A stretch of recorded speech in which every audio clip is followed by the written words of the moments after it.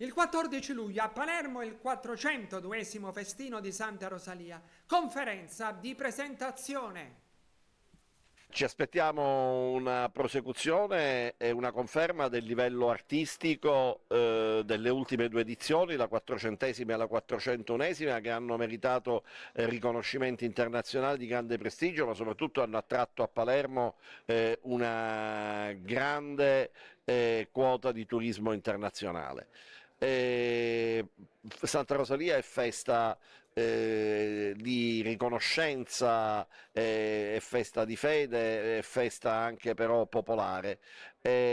Questo straordinario mix diventa identitario e attrae tanto i palermitani e i siciliani quanto coloro che vengono a visitare la nostra terra e che in qualche modo si trovano coinvolti in questo singolare e straordinario happening che quest'anno è ancora una volta affidato a una alta qualità di programmazione artistica e che vedrà e che sarà ispirato all'anno normanno che si apre nel 2027, perché Rosalia visse in epoca normanna, ma soprattutto così come i normanni ha affermato le sue ragioni, diciamo soffrendo, ma ha anche aperto il cuore di tanti alla speranza. È stato un bel passaggio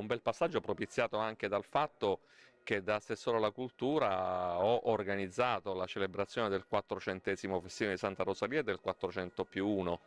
quindi due edizioni storiche che hanno ricordato il dilagare della peste, il miracolo e il ritrovamento delle spoglie mortali di Santa Rosalia nel 1625. Questo e non soltanto ovviamente hanno portato fortuna, forse Santa Rosalia in qualche modo mi ha assistito e 2 mesi fa sono stato chiamato dal Premier Giorgia Meloni a ricoprire l'incarico di sottosegretario alla cultura, un incarico che svolgo con grande passione e ovviamente con il cuore rivolto alla mia città. Una città che si riconosce, una città che si fa riconoscere, ma si fa riconoscere per i suoi caratteri identitari, di bellezza, di passione, di amore, con un rito collettivo che significa la coscienza di una città, che si dipana nei giorni del festino nella sua articolazione più varia,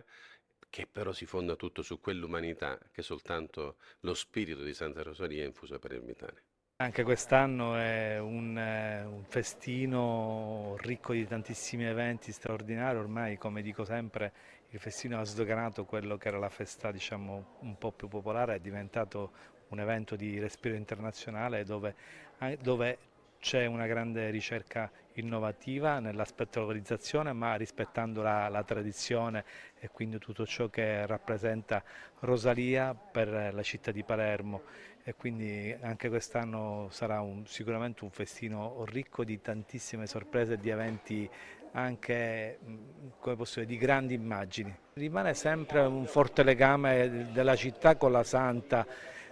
che comunque è legato agli eventi che la città vive nel momento in cui c'è l'evento, o in positivo o in negativo. E Santa Rosalia è il legame che c'è con la città e con la comunità di questa straordinaria città che è di Palermo, ma con tutte le città che comunque hanno un legame con Santa Rosalia, perché Santa Rosalia non è soltanto la patrona della città di Palermo, ma è la patrona di tantissime altre città e di tante altre comunità che vedono in Santa Rosalia quella donna capace di rompere un po' quelli che sono stati gli schemi di una donna che si è sottratta a quello che era un impegno verso una cosa che non voleva.